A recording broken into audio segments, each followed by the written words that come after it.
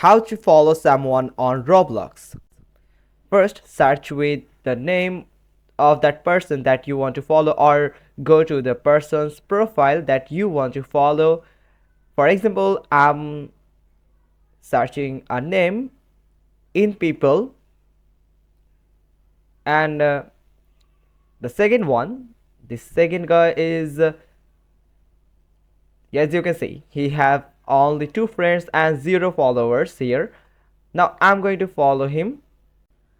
Also, you can add someone as your friend. Just click on add friend. Now click on 3 dot button at the corner, and here is the follow option. Click on follow, and you can see he got 1 followers, and that's me for now. And for this video, for sake of this video, I'm just followed him. And you can follow anyone. Just click on this 3 dot button, and you will find the follow option. Just click on it, and you will be following him as long as you unfollowed him. Hope you find this video helpful. If so, then give us a thumbs up. Don't forget to subscribe our channel, click on the bell icon, and we will get back to you soon with another informative video. Thanks for watching. Till next time.